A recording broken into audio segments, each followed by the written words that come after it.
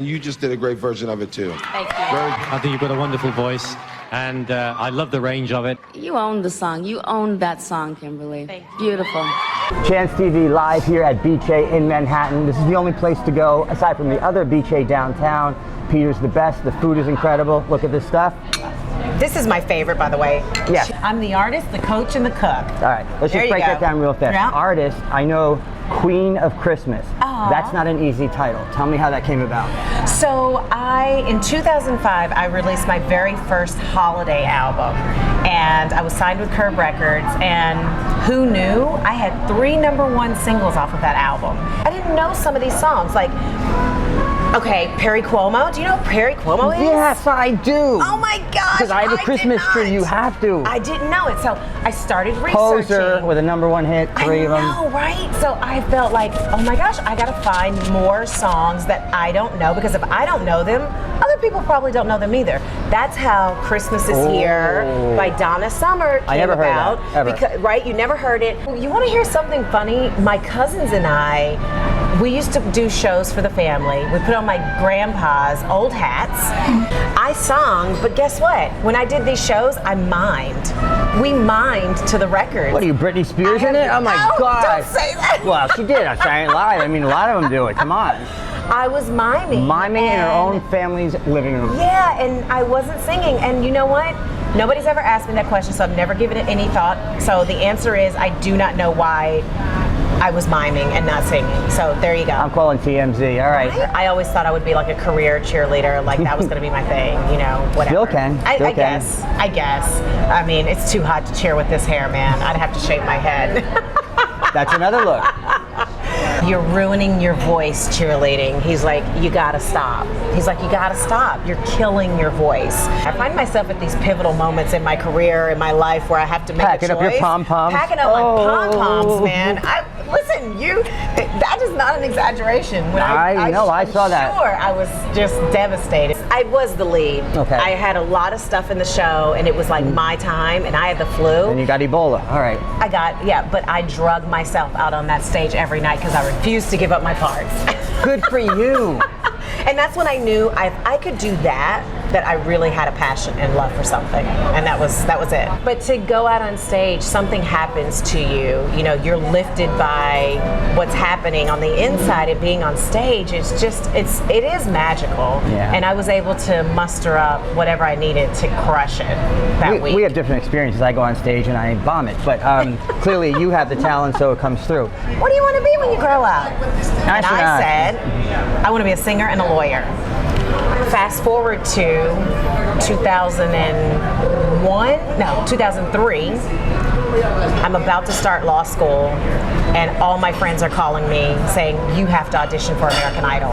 Oh my God, you do have pivotal moments. Between November, when I got the phone call that I made it, to December, I was literally on my mom's couch crying every day because I didn't know what to do.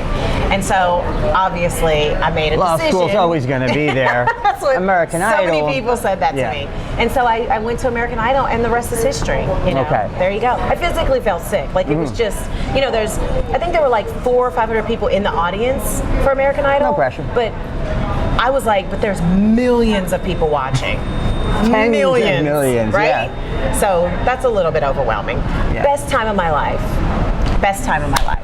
I will say that. If you lose that nervousness, right? It never goes away. Mm-hmm. Like when you love what you do, you're gonna be nervous. And sometimes I'm more nervous than others, but I always try to embrace it because that's part of the fun of it all, right? Mm-hmm. November of 2019, I did For the Girls with Kristen Chenoweth on Broadway. My Broadway debut. Oh yeah. My Broadway debut. Talk about nervous. Talk about nervous. I didn't know how nervous I was because when I got off stage, I went outside in the alley and threw up in a commercial garbage can. Good for you. White gown and all. And now you can eBay that garbage can with the vomit because she's famous. Good for you. But yeah, it's Broadway. Yeah. Oh my Where gosh. else is it? Where else? Oh, the whole it world was is like, I'm going to Broadway. Unbelievable. Unbelievable. Isn't it amazing that they don't forget their lines and that if they do, we don't know it? Absolutely. We don't know it. They just keep it moving. Right. That's an art. Oh yeah, the artist, the coach, and the cook. The cook. I love to cook. I love, love, love to cook. And you know, right after American Idol, I did a lot of things like Celebrity Fit Club. Then I was a spokesperson for Jenny Craig. I was also a spokesperson for Lion Bryant. So it was like a seesaw. Right, did you have to wait like 2 years before you could do, Lane Bryant's clothing? Yeah, how does that work? Well, so I was Lane Bryant first, plus size modeling, and then I was Jenny Craig. So, okay. like, talk about figuring my life out in front of the world, right? Like, They're like, don't lose weight. Right. Later, I have to eat lose that weight. pretzel, eat that pretzel, don't eat that pretzel. Like, it was just a lot going on. I love, love cooking. Perfect. Well, you cook with someone, I don't know, Bam. Bam. Tell me about Emerald. Bam. So let me tell you, working with Chef Emerald is like being in a master class every single time. Again, it's like going on stage. That excitement, working with him, never goes away. Okay? And to feed your whole family. You cannot beat homemade pasta. I gotta choose my words. I gotta be careful. And he also sings. Oh no, he doesn't also just shout out. sings. No, sometimes he'll on the side we'll sing a little ditty together. Wow, But it's fun. Emerald, we got to get that footage. I found an obscure version of Santa Claus is Coming to Town. No. There is a prelude to the song that nobody does. Nobody does it. I just got back from a lovely trip along the Milky Way. I stopped off at the North Pole to spend a holiday. I called on dear old Santa Claus to see what I could see. He took me to the North Pole and he told his plans to me. Oh my God. First of all, I've never heard that in my whole life, and you don't know what that's like having it right in your face. Like, I know, forget right? front Right row. in your face. That's it. We're getting married. Looking into your eyes. We did have a weird moment of connection. Oh, it was weirder than you know. Believe me, if you see inside my head. Yeah. So the Christmas single, "Christmas Is Here" by Donna Summer, is out now. Christmas is here, oh, Christmas is here. It's a wonderful, wonderful, wonderful time.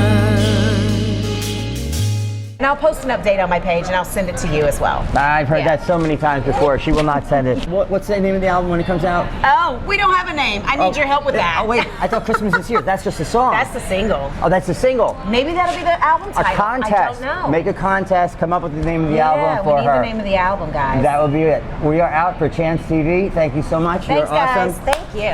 And no lip syncing.